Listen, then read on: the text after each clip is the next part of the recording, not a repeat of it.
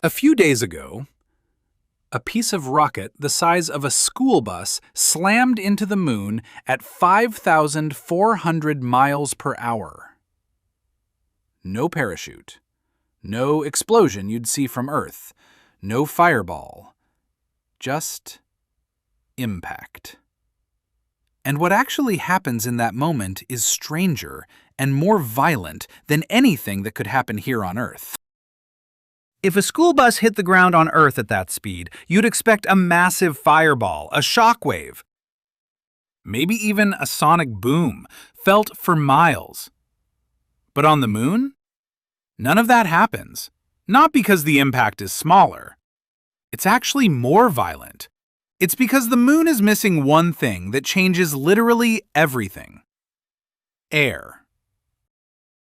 Here on Earth, when something falls from space, air does most of the work before it even hits the ground. Friction with the atmosphere heats objects up, slows them down, and often burns smaller debris to nothing before it ever reaches the surface. That's why shooting stars streak and disappear. The moon has essentially zero atmosphere.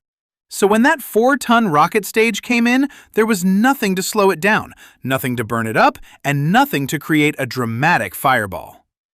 It hit the surface at full, undiluted speed, around 8,700 kilometers per hour, like a bullet with nothing in its way. At that speed, the collision doesn't look like a car crash. It looks more like an explosion. The impact released energy equivalent to roughly 3 tons of TNT, all in a fraction of a second. The front of the rocket essentially vaporizes on contact, along with a chunk of the lunar surface itself. Solid rock and metal instantly turn into superheated gas and molten debris. Scientists were actually able to detect this. Telescopes picked up sodium and lithium gas glowing in the impact plume for several minutes afterward. The sodium came from the lunar soil. The lithium likely came from the rocket. In other words, we didn't just see the moon get hit.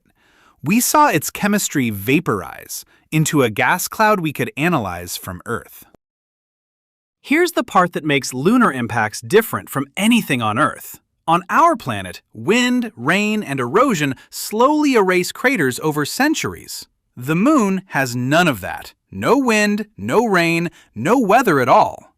So the crater this impact carves, expected to be 65 to 90 feet wide, isn't going anywhere.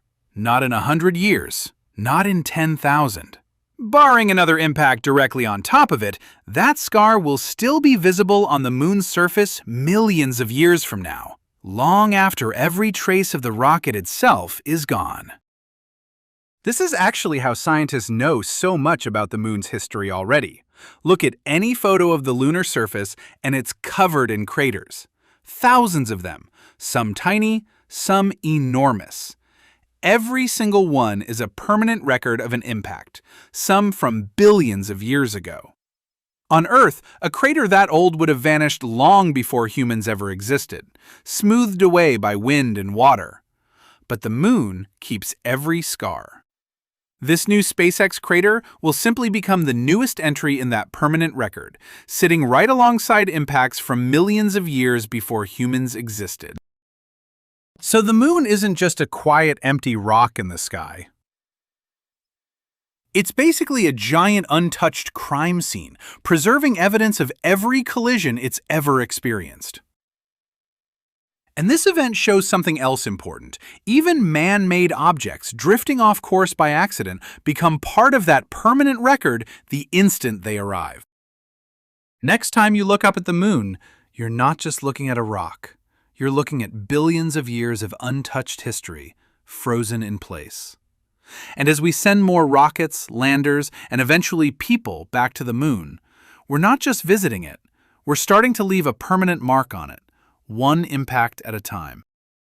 No atmosphere means no slowing down, no burning up, and no fading away.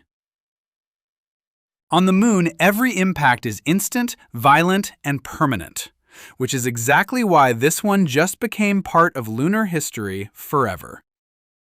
If this made you look at the moon differently, follow for more visual science lessons that make the universe make sense. And next clear night, take a second look up. You're looking at more history than you think.